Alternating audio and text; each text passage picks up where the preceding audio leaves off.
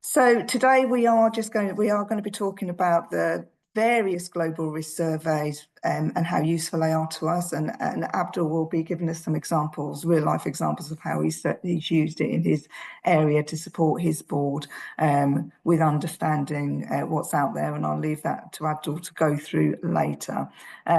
So there are obviously the various risk reports out there. I'm sure many of you read many of them. The kind of leader in all of these is the World Economic Forum, which I'm sure you all get every year and read through. But of course, there are many others around. And what I've just done here is actually, there's a few slides which have just gathered some information of what is actually available out there. But generally, what do they have in common? Common for all of them is they tend to list top 10 risks, and they're based on input from various experts and roles and industries.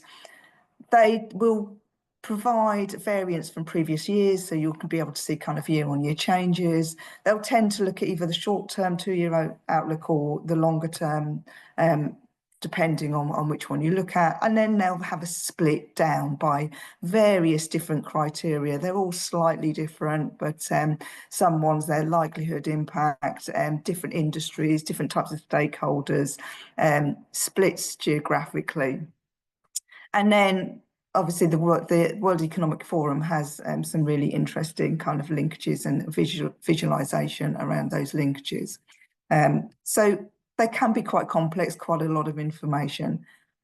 So these slides I can send out to you afterwards. I've just pulled together a list, and there'll be more, I'm sure. It won't be exhaustive, but of the various surveys that are out there, links to them, because just as helpful information.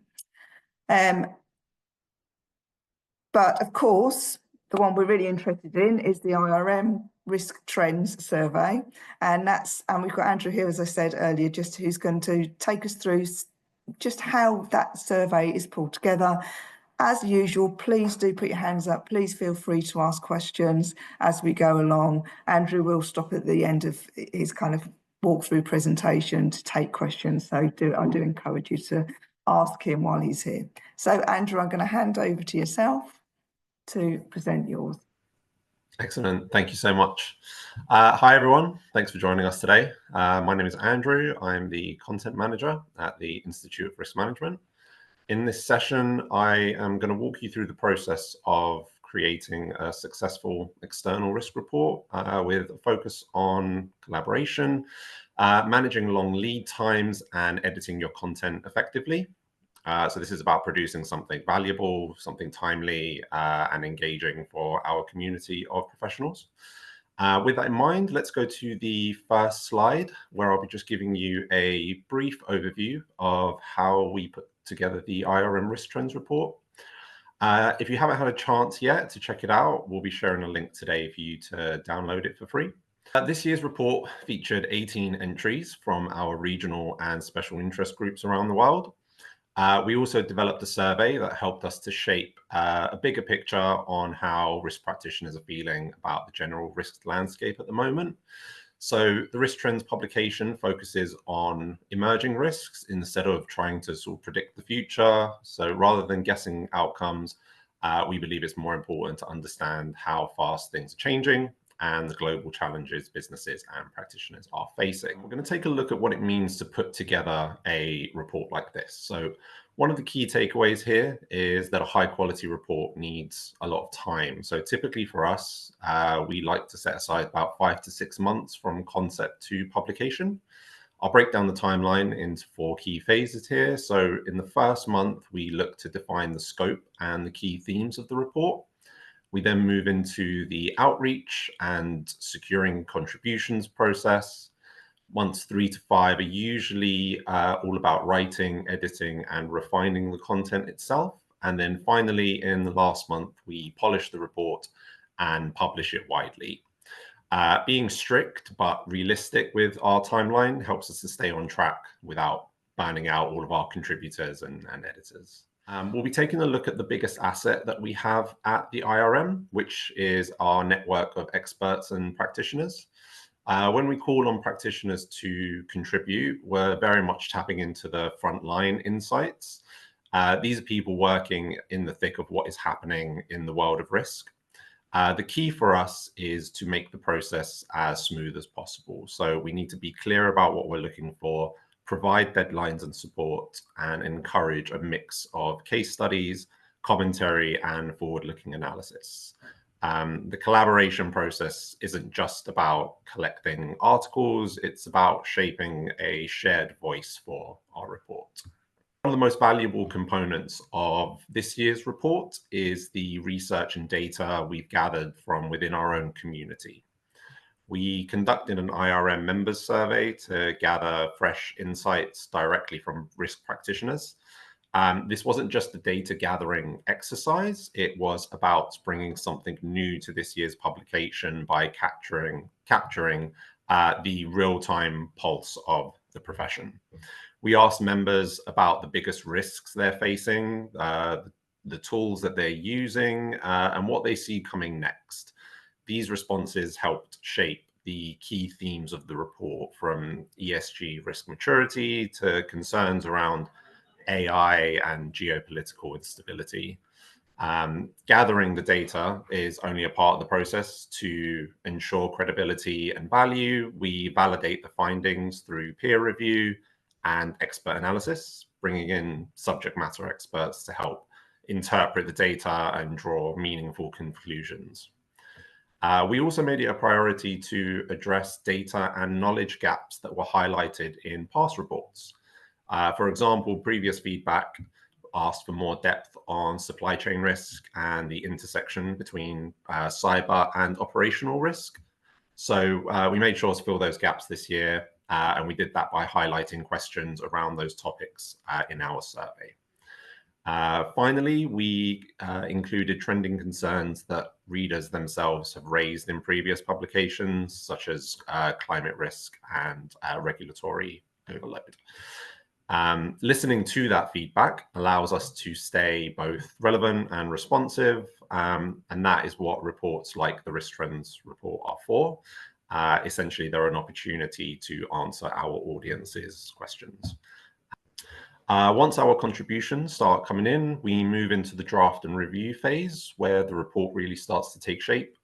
The first is to structure the report into clear, logical sections. This helps us guide both contributors and readers, ensuring the content flows well, and that each part builds upon the next. Whether it's by theme, region, or risk category, a strong structure is key to the readability and impact of the report. We assign drafting responsibilities to our pool of contributors. Some may write full sections, whilst others provide case studies, commentary, or data insights. We like to provide clear guidance and deadlines to keep things moving. We also implement a review process, which is essential when working with external practitioners. This means building in multiple rounds of feedback to ensure accuracy and alignment with the overall vision of the report. And throughout this process, we work hard to maintain a consistent tone and style. So this includes everything from the terminology that we use to formatting to help the way that we present evidence or frame any of the analysis. A consistent tone helps to create a very polished and professional final product. And finally, we make sure to incorporate lessons learned from previous reports. As mentioned before, we might simplify overly technical language and adjust the balance between commentary and data, or address areas where previous drafts lost momentum. Ultimately, the drafting and review phase is about refinement. So turning strong contributions into a cohesive, credible report that delivers real value to our readers. So the final phase of the process is publication. Our focus shifts to polishing the final product and ensuring it reaches the right audience. First, we'll conduct the final proofreading, quality checks. This is our last opportunity to catch any errors, ensure consistency, and make sure all of our contributors are credited appropriately. We also take time to optimize the visuals, whether it's graphs, infographics, and charts. We want the data to be not only accurate, but also visually compelling and easy to digest. And once the report is finalized, we move into distribution. And this will typically include publishing on our website, sharing through newsletters, promoting on social media platforms. And this year we decided to create a launch webinar for it as well, as an opportunity to kind of bring people together and allow them to ask questions to the contributors. We make sure to acknowledge those as well who helped shape the report, including acknowledgements at the end of the report. And at that stage, the goal is to amplify the report's reach and impact and make sure that it's something the whole community can feel a part of. This kind of gives you a little bit of an insight into the next steps for risk trends as a whole. So we'll be doing a webinar in September, which kind of follows 6 months on from the initial release to kind of look at how those trends that we highlighted have continued to emerge. And then from an IRM perspective, we start working on next year's report. So from October, we'll be launching another survey, which will engage our audience. And then from October to December, we start sort of developing the content. And then in January, we'll be putting everything together for the 2026 edition to be published in February. So it is quite a long process, and it tends to kind of run pretty much back to back. And that's just a kind of brief overview of the creation of our report. Thanks. Well, thank you, Andrew. I think you've got a busy time ahead of you. There doesn't seem to be much gap between you publishing one report before heading straight back into another report. And I know Abdul, who I'm going to hand over to, was also part of the ESG SIG, who would have inputted into that report. So Abdul, you might be able to give a brief update on how you found that experience as well because we've got time before you before I launch into your slides. Thanks, Helen. Can I just check that you can hear me and you can see me? Yes, we can.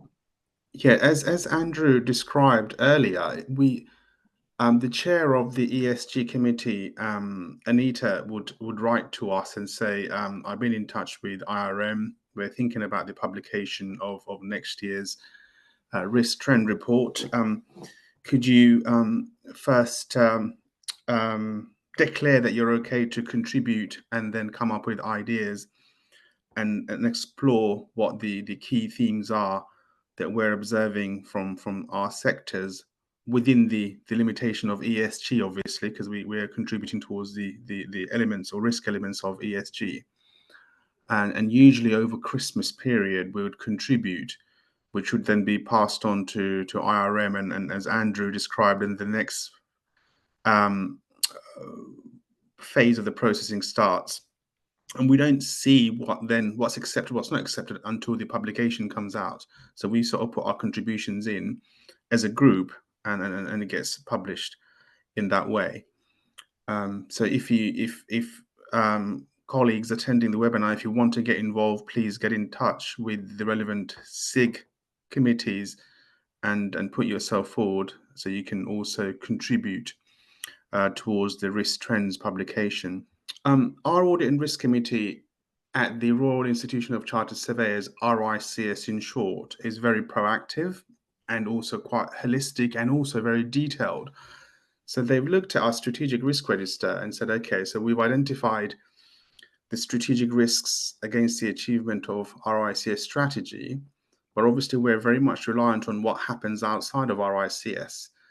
We can't be operating in silos. So what horizon scanning can be looked at. So we're taking in the outside external risk environment into consideration. And so we've not actually done, prior to this, we've not done horizon scanning internally. And to be really frank, all the other sort of the IRM risk trend, the WEF risk report, they're very good. They set the holistic trend. But obviously, we need to then hone in and to understand how those trends could impact on the achievement of the RICS strategy. And those reports didn't really do it for us. So I was actually left pondering, what am I going to do? How am I going to get this horizon scanning to be bespoke for RICS and its business?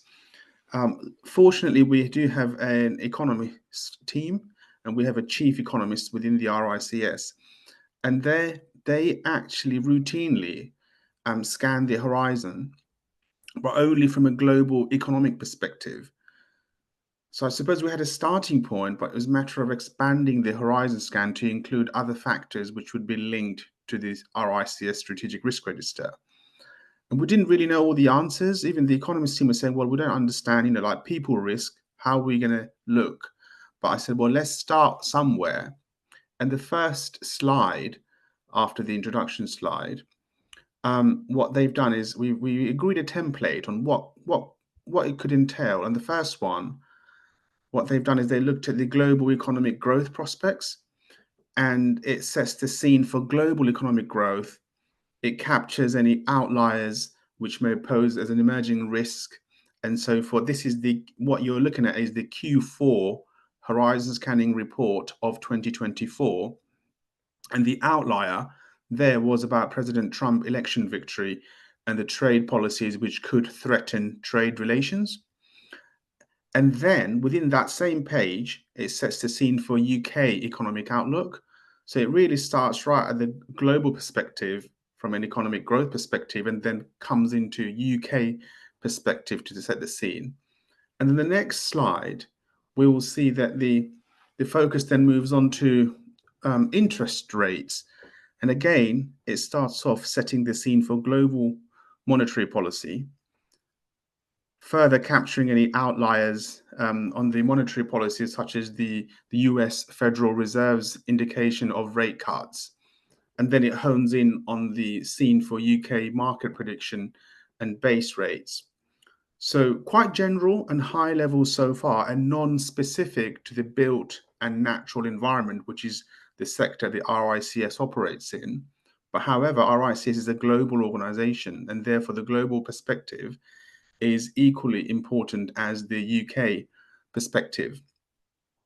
And so then the next part of that template, i.e. the next slide, focuses on the macro and geopolitical risks, and again summarizes the geopolitical tensions which could pose a threat to the global economy, whilst also excuse me, honing in on the Trump's plan to impose tariffs on Canada, Mexican, Chinese, and EU imports. And obviously, we're now seeing the aftermath of that.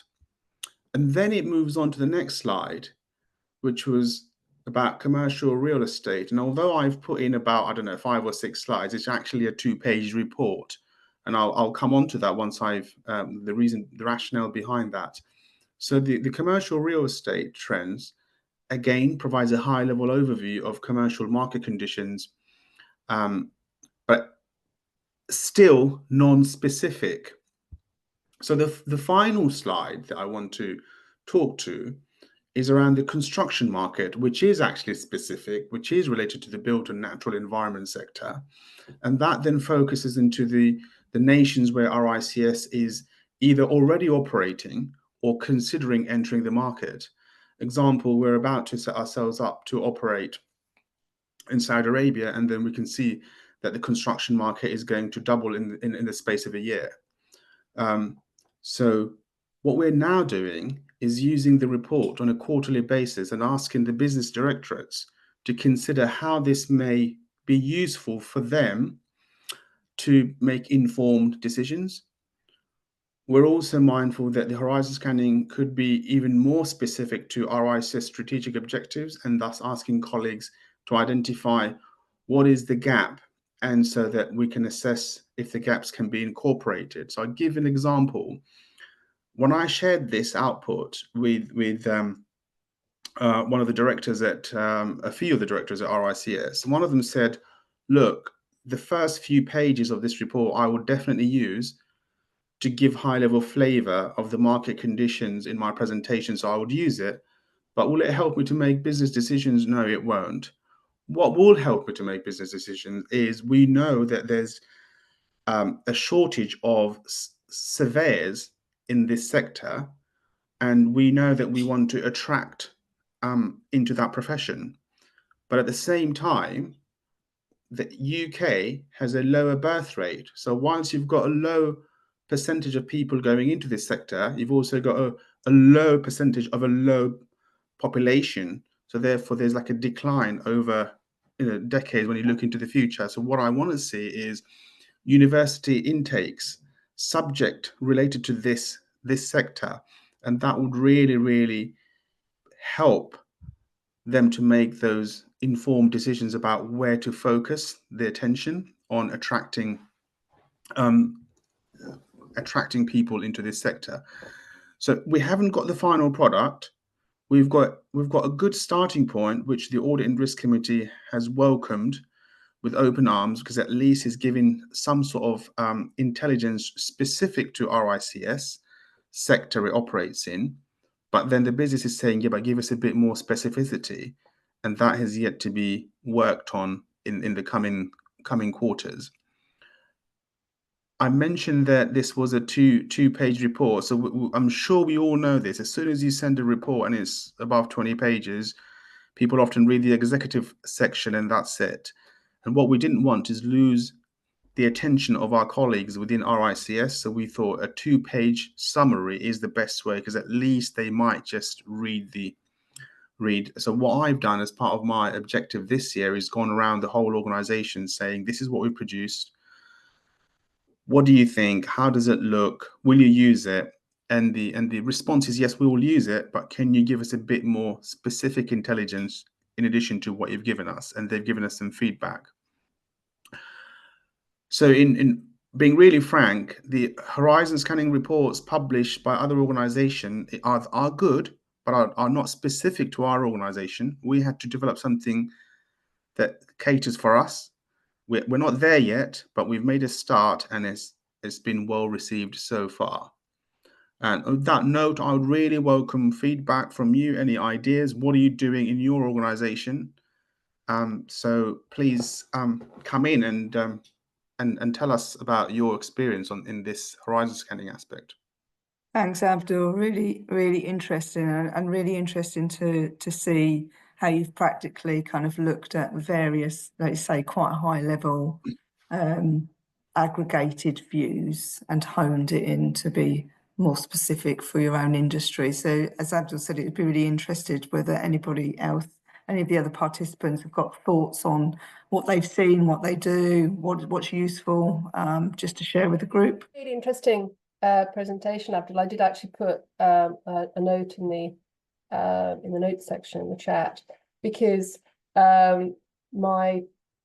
just a quick background. So I'm a portfolio non-executive, so I'm forever asking for and suggesting to my executive colleagues that we really need to understand the external environment in order to ensure that we understand what the risks are, and to also take some opportunities from those risks, because risk management is not just about the negatives.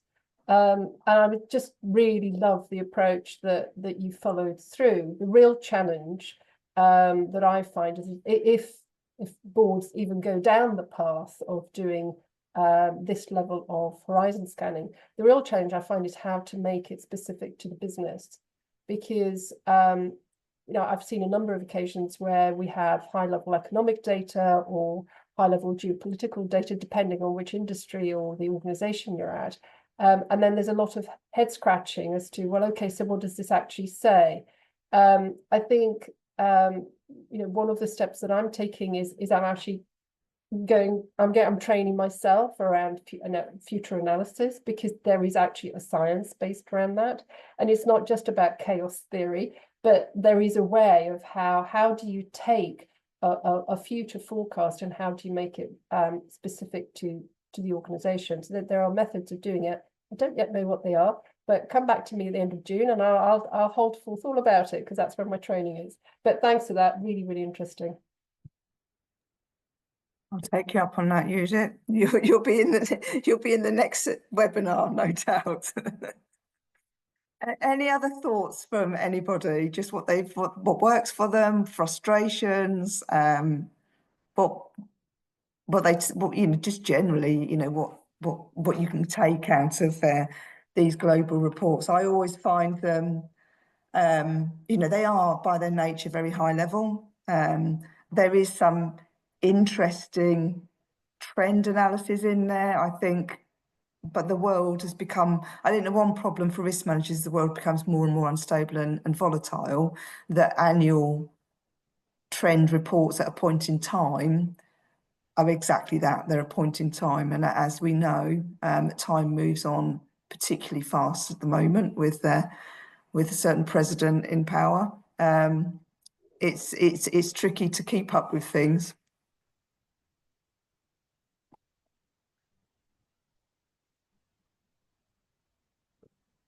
Lee, any thoughts from yourself? I know that you're going to come in from a... Oh, sorry, Abdul, do you want to just follow up on something? Yeah, I could do with some advice on this. So I'm a non-exec director at St. Mungo's Audit and Risk Committee, and the board has looked at the strategic risk register and says, well, all the strategic risks are very inward facing, and I said, well, I pushed back and I said, yeah, they would be, of course, because they are directly linked to the achievement of St. Mungo's objectives. But the board is saying, yeah, but there's stuff happening outside of RICS, sorry, not RICS, St. Mungo's, that would impact us. So why aren't those risks in the strategic risk register? And my point is they are actually drivers. So for example, if the interest rate goes up, that will obviously impact on the financial risk, the strategic risk that St. Mungo's have. For me, it's like I struggle to say, well, there's an interest rate risk, there's a geopolitical risk, and there's a something else risk, and let all of them become strategic risks of St. Mungo's or RICS, because then you'll have a never-ending list of, and for enterprise risk management, it's about focusing towards your objectives. So the question here is, how are you dealing with that kind of feedback, where it's not, you can't ignore the feedback, but you can't also, you need to find a way to manage it, that incorporate the feedback without losing yourself in the process. Judith? Yeah, I mean, again, really good point, Abdul. I've come across it in the healthcare board, where in fact I was saying exactly that. And I sort of then took a step back, and I have very similar pushback. The IGOL said, well, what can we do about this? And then I took a step back and I was sort of reflecting that external risks are important to acknowledge, but they shouldn't be part of your risk register or your board assurance framework or whatever it is you've got, because you have no control over them. And the whole point of the BAF or the risk register is, as you said, is to capture the risks that you directly have control of that could impede the delivery of your strategic objectives. So what I'm going to go back and, having thought about it, or I'm going to go back and suggest is, okay, I understand that you don't want it in the BAF, and I get it, I get why, that would be sort of mixing apples and oranges, really. But I do think that we need to, as an organisation, be aware of, if you like, what's the largest shark closest to the boat is at any given time, and almost have a list of external risks that we need to address in specific committees or at board level, just to see how they're progressing. But at the same time, to instill some positivity in it, I'm also going to suggest that we have a register of opportunities that arise from that, because you can't keep on sort of saying, here is a really big bone and it's really ugly and it's not going to change, without giving something positive. And there are opportunities to be had out of the pressures and the headwinds that, for instance, healthcare is currently facing. So that's my lived experience. Thanks, Judith. Again, sorry if I've mispronounced your name. You wanted to say something. Interesting presentations, and Abdul, I think your question was sort of very relevant for us as well. And I think I'm in agreement with you around the risks are sort of outside of your control, and I think Judith made that point as well. And the way we've looked at it is we tend to capture some of these external factors, through scenarios. So in terms of we look at the trends, which ones do we think are most relevant? Where are these trends going?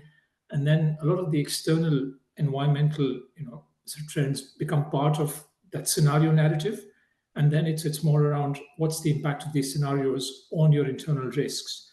So most within Treasury and a lot of other government departments, again, we don't have external risks as such as our principal risks, but you can see that those factors are baked into the different principal risks in terms of how they might impact organizational objectives. Thank you. I think for myself, Abdul, there's something around monitoring, so key risk indicators, and linking them to monitoring some of those key external factors and how they might be impacting our ability to control the risk. So I think that's another way in which, perhaps having that information available to present to the executive of the board, where you can show that actually there's something external happening that is increasing and therefore having an increased impact potentially on your internal risk profile and ability to control. But I agree, they wouldn't be external factors, wouldn't be risks. I think the way that you've explained it, which is there more causes or to the risk, that certainly would be the way that, and is the way that I present it. Thank you, everyone. Any other comments, questions? I couldn't see your hands up either, so apologies.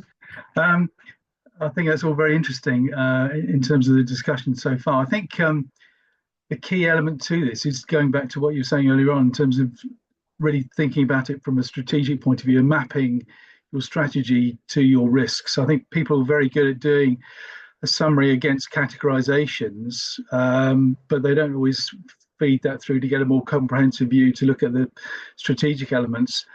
And I think there are linkages to sort of trends and external pieces, which, as Judy said, it's very difficult to control. But I think you've got a portfolio of risks that you face, and some of them may be outside of your direct control. But if you can actually monitor them and take a view in terms of how you might deal with them, I think that last comment about scenario sort of analysis as well can help.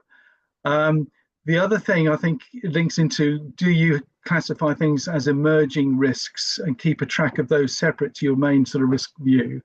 The question there is, when do they actually become live risks and sort of flip over into your mainstream, which again can be quite difficult to follow through. And I think the comments about opportunity as well, I think this is where, again, you need to be careful not to mix your apples and pears, because if you think about opportunities, these are things that you want to happen, and they want it to be big things to happen to you. So you're actually moving in a different direction to your threats. You're increasing the impact and likelihood. So again, you want to have a look at those slightly differently, but you don't typically want to create something that becomes a separate initiative. I think if you can look at the way that you control and manage the opportunities as much as you manage and control the threats, then I think it gives you a good sort of overall perspective. I've seen very few organizations that have done a good job on opportunities.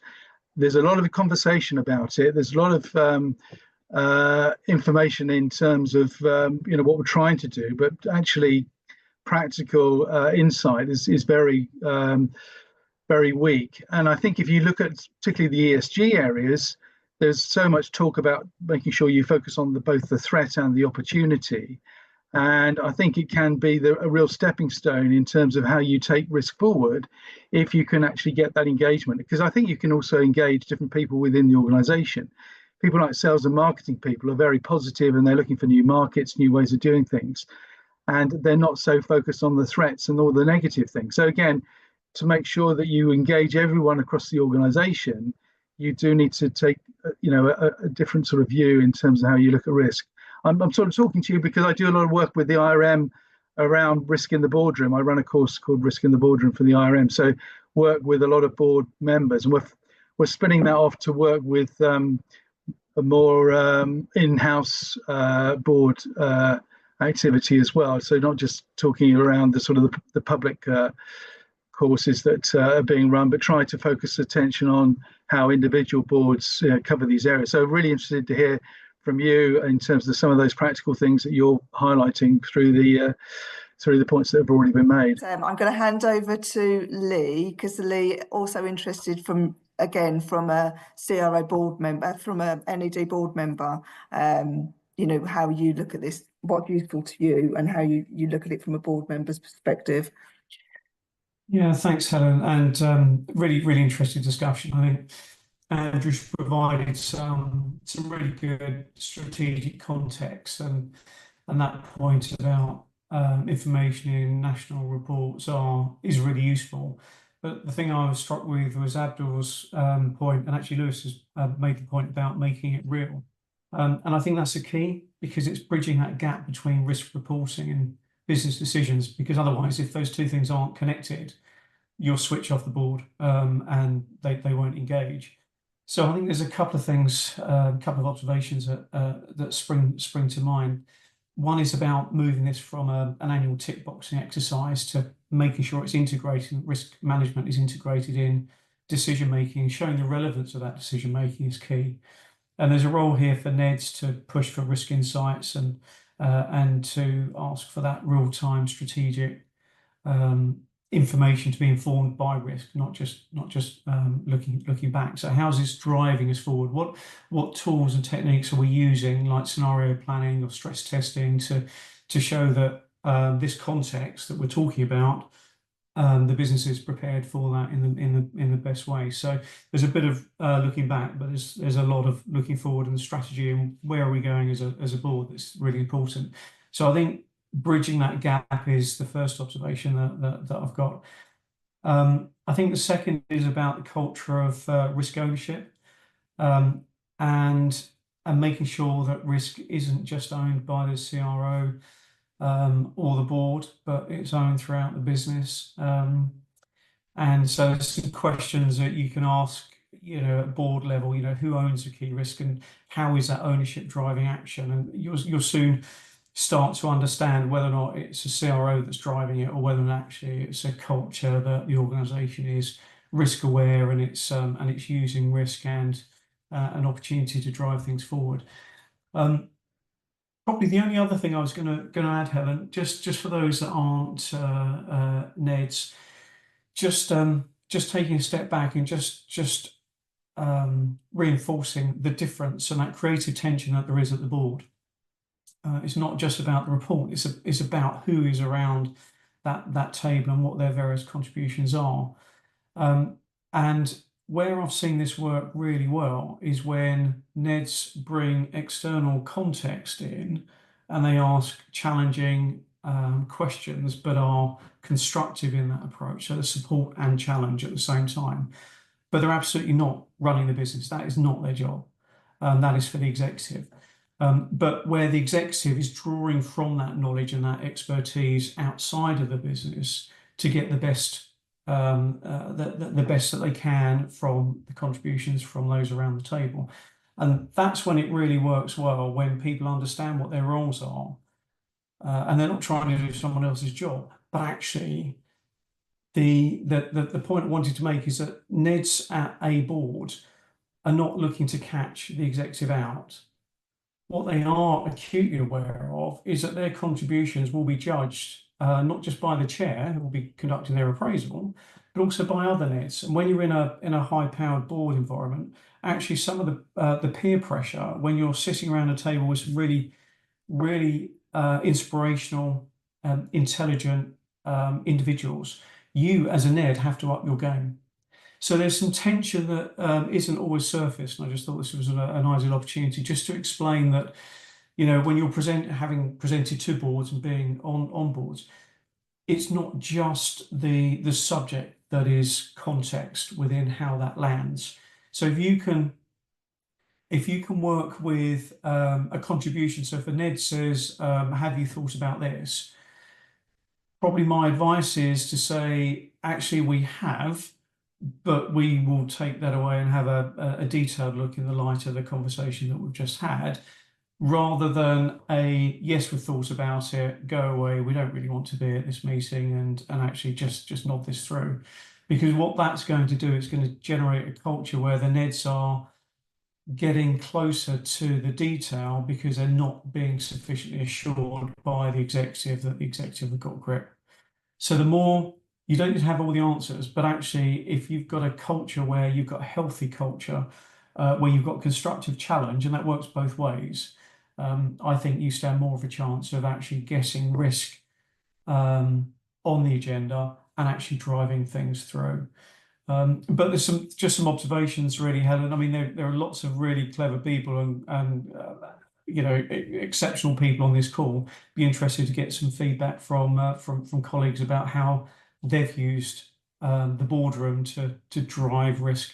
So very much over to you to open up additional questions, really. Thanks, Lee. We are just knocking on time, but if anybody has got anything just to come back, I think there was some really excellent points there, Lee, really interesting of the view from kind of how it feels like on the other side, as it were, to myself as a CRO on a board, and there's definitely something more for us to delve into, which is the psychology of the board. So you've opened that one, another one to add to our list of webinars that we can come back and talk about. Thank you, everybody. Hopefully you found that insightful, interesting. Thank you for those people that added their views. We're always open to people. Don't be afraid. Please do join in.